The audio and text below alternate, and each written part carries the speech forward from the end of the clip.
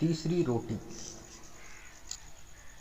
आज मैं आपको एक बहुत ही संवेदनशील और भावनात्मक पहलू को ध्यान में रखते हुए एक कहानी सुनाता हूँ। ध्यान से सुनिएगा। एक मित्र ने पत्नी के स्वर्गवास हो जाने के बाद अपने दोस्तों के साथ सुबह शाम पार्क में टहलना और गप्पे मारना, पास के मंदिर में दर्शन करने को अपनी दिनचर्या बना लिया था। हालांकि घर में उन्हें किसी प्रकार की कोई परेशानी नहीं थी, सभी उनका बहुत ध्यान रखते थे। लेकिन आज सभी दोस्त चुपचाप बैठे थे। एक दोस्त को वृद्धाश्रम भेजने की बात से सभी दुखी थे। आप सब हमेशा मुझसे पूछते थे कि मैं भगवान से तीसरी रोटी क्यों मांगता हूँ। आज बतला देता हूँ।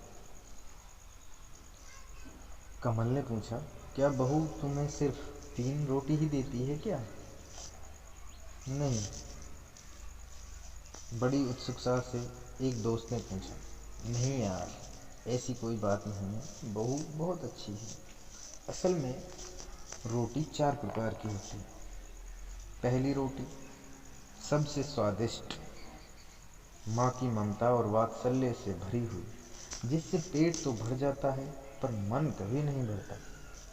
एक दोस्त ने कहा, 16 आने सच, पर शादी के बाद माँ की रोटी कम ही मिलती है। उन्होंने कहा, हाँ वही तो बात है। दूसरी रोटी पत्नी की होती है, जिसमें अपनापन और समर्पण भाव होता है, जिससे पेट और मन दोनों भर जाते हैं। क्या बात कही है यार, ऐसा तो हमने सोचा ही नहीं।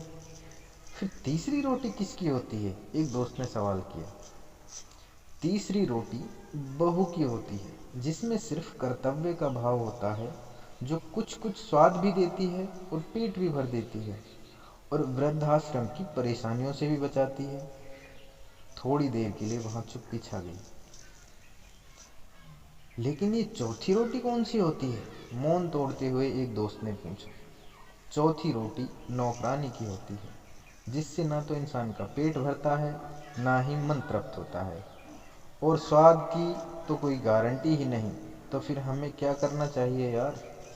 माँ की हमेशा पूजा करो, पत्नी को सबसे अच्छा दोस्त बनाकर जीवन जियो, बहू को अपनी बेटी समझो और छोटी मोटी गलतियाँ नज़रअंदाज कर दो। बहू भी खुश रहेगी तो बेटा भी ध्यान रखेगा।